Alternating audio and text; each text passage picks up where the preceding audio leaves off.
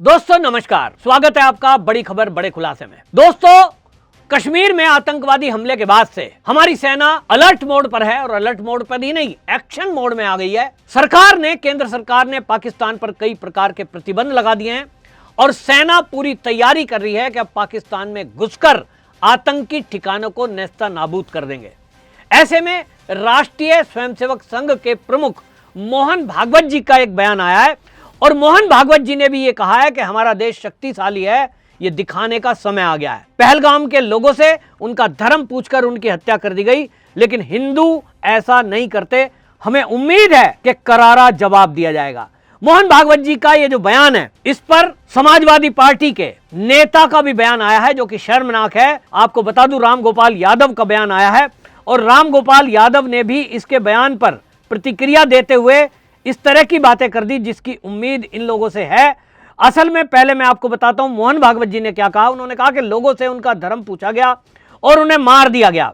हिंदू ऐसा काम कभी नहीं करेगा। युद्ध धर्म और अधर्म के बीच है। हमारे दिल में दर्द है और हम गुस्से में हैं, लेकिन बुराई को नष्ट करने के लिए ताकत दिखानी होगी। रावण ने अपना इरादा नहीं बदला, इसलिए राम के पास कोई विकल्प नहीं था।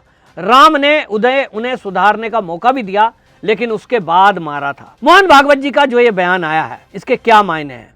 इसके मायने साफ हैं कि वो कह रहे हैं, पाकिस्तान को कह रहे हैं, बताना चाह रहे हैं कि भाई हमने पाकिस्तान को कई बार कहा कि सुधर जाओ, नहीं सुधर रहा है। हर बार सबूत दे रहे हैं, सबूत दे के बता रहे हैं कि हमारे पास तुम्हारे सबूत हैं कि आतंकवाद को तुम ही पाल पोस रहे हो और भारत में हिंदुओं की हत्या करने के लिए भेज रहे हो। 1947 में 10 लाख हिंदुओं को काट दिया गया। ये उस समय भी धर्म की लड़ाई थी। फिर उसके बाद आप देखिए, भारत के अंदर कई ऐसे मौके आए हैं, चाहे वो हम बंगाल में डायरेक्ट एक्शन डे की बात करें, चाहे हम केरल के अंदर मोपला कांड की बात करें। ऐसा अनेक बार हुआ है कि कट्टरपंथियों ने धर्म के आधार पर हिंदुओं की हत्या कर दी और इसीलिए जब जब ऐसा हुआ है, हिंदू अपनी रक्षा के लिए राष्ट्रीय स्वयंसेवक संघ की ओर देखता है। आज वही हालात देश में बनते हुए दिखाई दे रहे हैं। आज जिस तरह के हालात बने हैं, उन हालातों में सेना पाकिस्तान में घुसकर अब आतंकी ठिकानों को नेस्ता नाबूद करने की बात कर रही है। पूरी तैयारी चल रही है और वो करेगी। लेकिन ऐसे में पाकिस्तान के एक मंत्री का बयान आया है। आपको बताता हूं, पाकिस्तान का जो विदेश मंत्री है, वो विदेश मंत्री इशाक डार, वो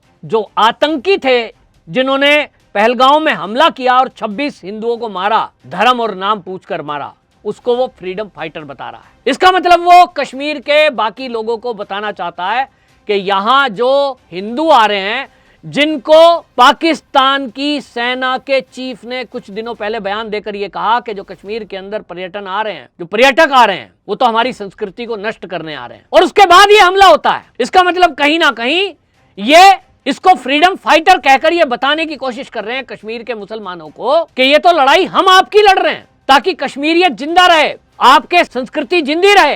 ये किस तरह की बातें हैं? लोगों को भड़काने की बातें हैं।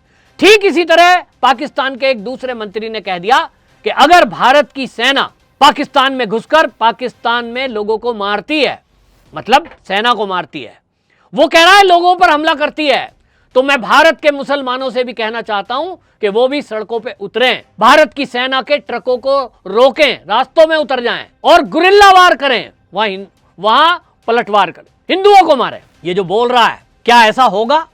उम्मीद तो नहीं है, क्योंकि भारत के अंदर जो 25 करोड़ मुसलमान रहते हैं, वो आज से नहीं, सदियों से रहते आए हैं और बड़े प्रेम प्यार से रहते आए हैं।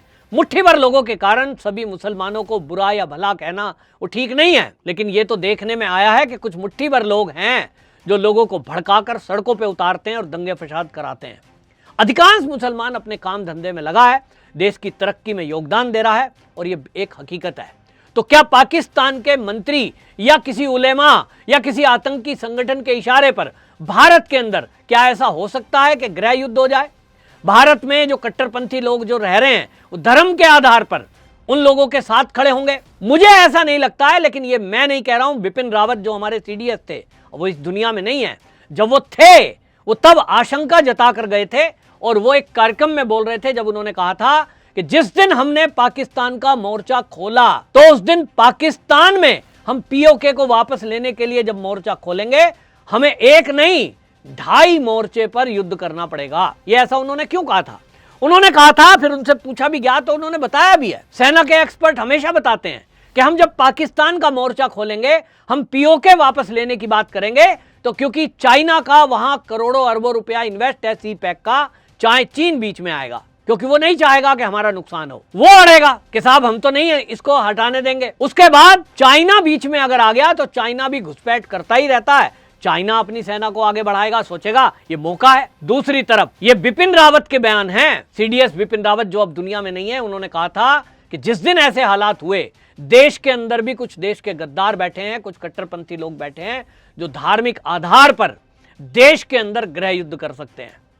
यदि ऐसा हुआ तो क्या होगा?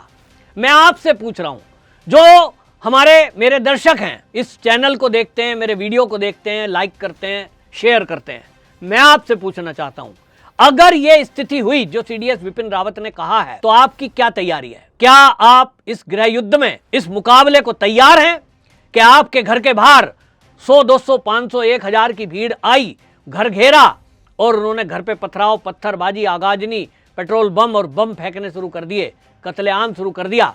कैसे बचोगे? पुलिस के बल पर सेना तो कंट्रोल करने में लगी रहेगी बॉर्डर को। और पुलिस की संख्या कितनी है आपके शहर में? आपने देखा है, कई मौके ऐसे आते हैं, पुलिस कितनी देर में आती है। और इसीलिए आपकी खुद की क्या तैयारी है? आप अपने आप से पूछिए, अपनी गिरबान में झांक के पूछिए, क्या आपके पास यह तैयारी है कि आपके ऊपर अगर कोई मुसीबत आए तो आपके पास एक फोन कॉल पे 200-500 आदमी इकट्ठा हो जाए? नहीं हो सकता भाई, कोई आपने सिस्टम ही नहीं बनाया। लेकिन कट्टरपंथियों के पास ये सिस्टम है।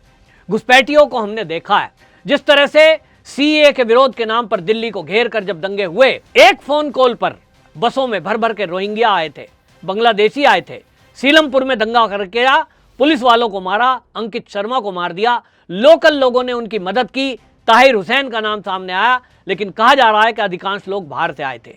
इन बाहर के लोगों को किसने पता दिया अंकित शर्मा का? किसने इन्हें हथियार दिए? किसने इन्हें रात को ठहराया? किसने इन्हें खाना दिया और सुबह का नाश्ता दिया?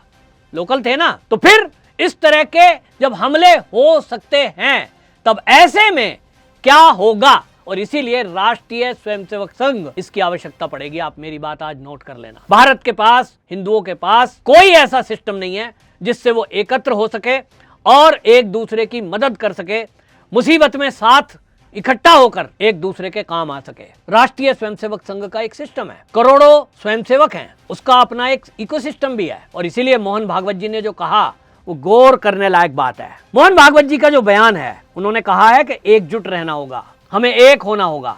और आप देखें कि आज जो हालात पैदा हो रहे हैं, उसमें मोहन भागवत जी का जो इशारा है वो किस तरफ है? वो इसी तरफ है। लेकिन आप देखिए कि इसी भारत के अंदर नाम हिंदू है, लेकिन वो किस तरह की सोच रखते हैं। शत्रुघ्न सिन्हा का बयान सामने आया, जो ये कह रहा है कि बीजेपी वाले हिंदू मुस्लिम कर रहे हैं। ये बीजेपी वाले कर रहे हैं, आतंकवादियों ने किया। इसी तरह मैंने कहा राम गोपाल यादव का, जो महासचिव हैं सपा के, आप देखिए कि वो बयान दे रहे हैं। वो कह रहे हैं मोहन भागवत ने कहा था कि हमारे सैनिकों या हमारे लोगों ने कभी भी किसी को धर्म पूछकर नहीं मारा। कट्टरपंथी लोगों के ने निर्दोष पर्यटकों को उनका धर्म पूछकर मारा। हिंदू ऐसा कभी नहीं कर सकते। राम गोपाल यादव कह रहे हैं हमारे देश में हिंदू ही हिंदू को मार रहा है, हर रोज हिंदू दूसरे हिंदू की हत्या कर रहा है। ये राम गोपाल यादव क्या कहना चाहते हैं? राम गोपाल यादव मोहन भागवत की बात पर क्या कटाक्ष कर रहे हैं? हिंदू ही हिंदू को मार रहा है, मतलब इसके पीछे का मतलब तो वही बताएंगे। लेकिन इतना जरूर है कि कुछ लोग बौखलाए हुए हैं देश के अंदर, और इसका इलाज यही है कि राष्ट्रवादी ताकतों को एक होना पड़ेगा, सनातनियों को एक होना पड़ेगा, और हर मोर्चे पर आपको मुकाबला करना पड़ेगा। और ये मैं आपको एडवांस में ये सलाह दे रहा हूं, मानना या ना मानना आपका काम है, कि आपके आसपास जहां भी कहीं राष्ट्रीय स्वयंसेवक संघ का कोई स्वयंसेवक रहता हो, कृपया संपर्क कर लीजिए। कोई विश्व हिंदू परिषद का कोई व्यक्ति रहता हो, संपर्क करिए। बजरंग दल का कोई व्यक्ति रहता हो, उसके संपर्क में रहिए। भारतीय मजदूर संघ का कोई आपके पास आड़ोस पड़ोस में कोई कार्यकर्ता रहता हो, उससे संपर्क करिए। अखिल भारतीय विद्यार्थी परिषद का कोई विद्यार्थी रहता हो, उसके संपर्क में रहिए।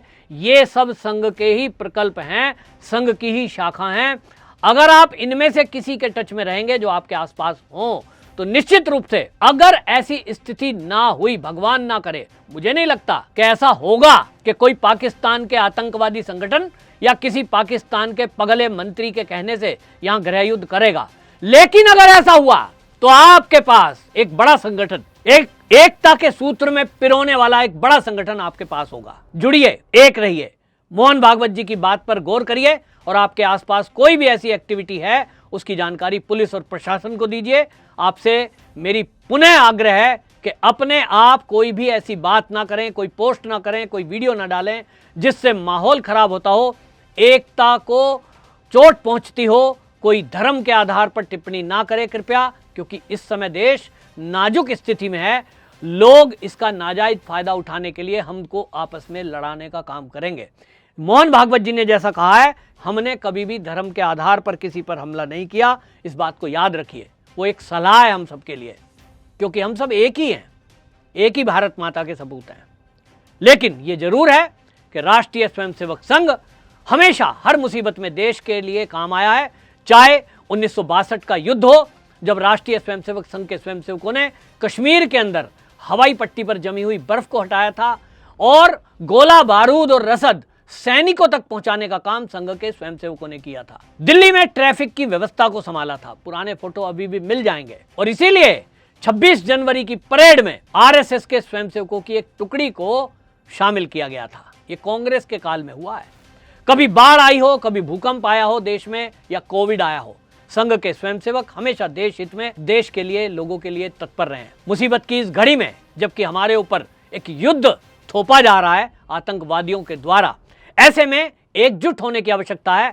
संघ का हाथ मजबूत करने की बजाय आप ये सोचिए कि मैं मजबूत होऊंगा अगर मैं संघ से जुड़ूंगा। आपकी इस पर क्या राय है, कमेंट में जरूर लिखिए।